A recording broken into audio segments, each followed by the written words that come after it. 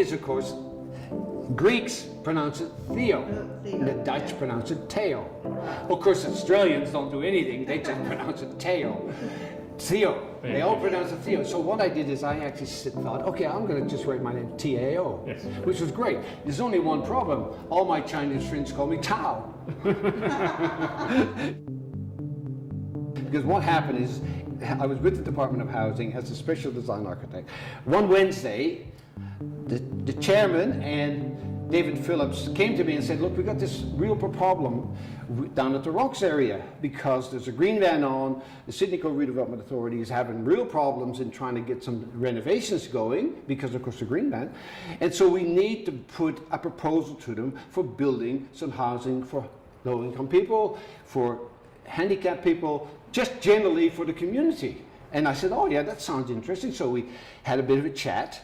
And I went down there to the meeting, and the resident action group was fairly vocal, but that was all right. So we knew that, first of all, we had to have accommodation, because Jack Burke, of course, was very, very keen on mixing 1, 2, and 3 bedroom units. But of course, if you do that normally, you just get stacks, don't you? Yeah. And this way allows you to mix them randomly, I guess you would say. Anyway, so we had a look. And the noise, of course, made sure that we had to bring the face of the building facing the bridge in a curve so that it would break up the sound. Okay, that was fine. And then we thought, well, we'll just repeat that on the other side. Some of these decisions were made fairly quickly. Yeah. And then we thought, well, you know, what we need to do is we need to get a really nice perspective. So we got Jackson T. Chesterman Willis to draw us up this beautiful. Looked like an architect. Perspective. Yeah. A very beautiful perspective. So, and he did that. Yeah. Anyway, we go to the meeting and we say to the meeting, now look, we've got a few proposals, so don't anybody get upset. And so we showed them the 14 Victorian terraces, and the resident action group thought this was fantastic. Because the Premier's Department said, you got to be kidding, 14 units on a site, it's going to cost $500,000 for land value alone. So they didn't like that much. So then what I did is I brought the tower in, 170 units. The Premier's Department loved it. The resident action group, of course, said, no way.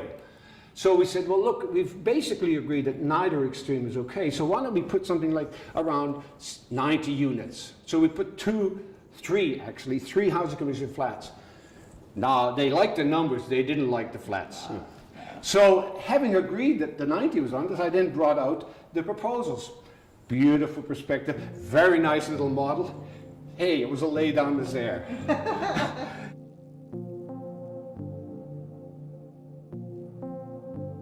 A very recent picture, well, a relatively recent picture.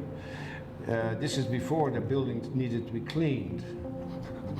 And as you can see, that we're now getting very close to the red, right? Yeah. Starting in blue, going across, getting very close to red, so that the 4-bedroom unit at the far end, you know, which has got a roof garden and a terrace, you know, is actually probably the best unit there is. Yes. Okay, now this one is actually a view inside the entry to the common room, right? And these animals, we actually decided that we needed something like that, and we usually call them UROs, unidentified running objects, and they were designed by Penny Rosier, right?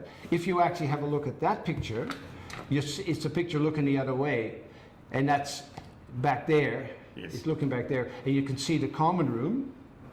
Which gets well used. Oh yeah, no, the common room is great. Yeah. That's right. Yeah. And well, these are views from Cumberland Street. This was a view from Cumberland Street that's showing some of the landscaping and some of the planting, and obviously to try and shield the building and the people from the traffic on Cumberland Street. And this picture is actually, again, standing in front of the common room, looking towards the bridge. And that's your models. Yeah, that's the model. I love the fact of the models. Yeah, that's right. We did that fairly quickly. And of course, here's some more. Well, these are all pictures of the model in different light and everything. Yeah. And there's the floor plan of the roof. They basically said they couldn't understand it, right? So what I did is I built a model. I actually built a model on my own time at home, and it was funny because at the end of it, after Jack had approved it, he says, who built the model? I says, I did. He says, what? How much money did you spend? I said, I spent $76 or something. He says, you got to get the money off petty cash. I says, don't worry about it.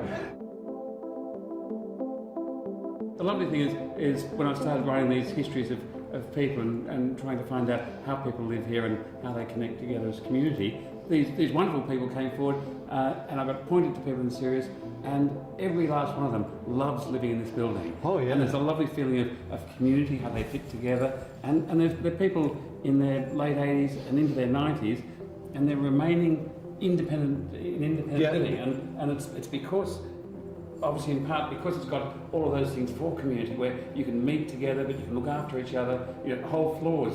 This is high-rise but works as community. Well, there's one person, and if there's an opportunity, I think you'd like meeting her, and she actually has I think it's the best view in Sirius, and she's up on the 10th floor. Oh. She has that panoramic view of the harbour and the Opera House, and the interesting thing about her, she's blind and she's never seen it.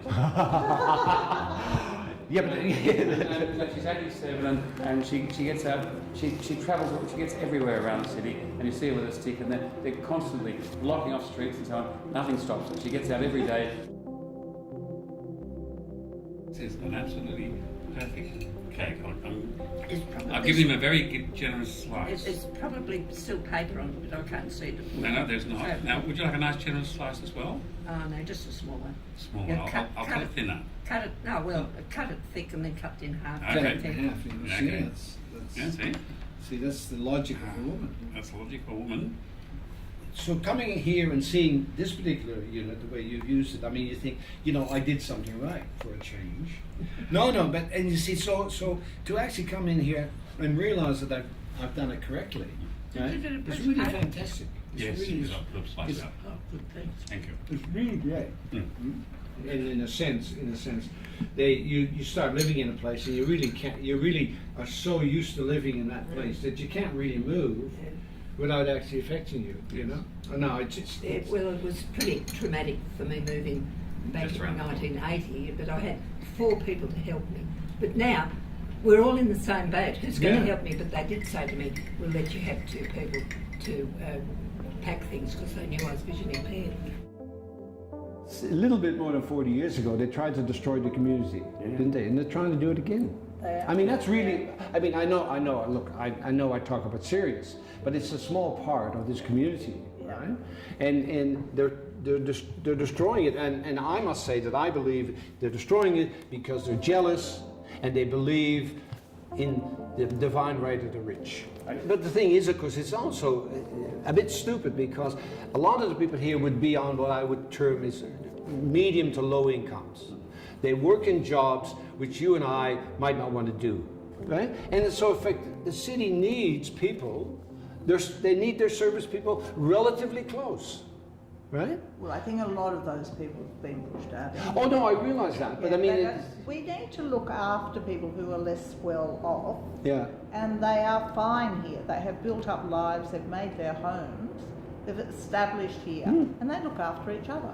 Well, I mean, see, I know you'll find articles in here where it's blatantly basically saying that why should these people have these views of the Opera House? And the other one, which I totally think is stupid, is we know how they talked about the building rising above the bridge. Yeah. So that people couldn't see the Opera House. And my question is, hey, you're driving on a road, you've got 4 other lanes, do you really want to be looking at the Opera House while you're doing this? You know?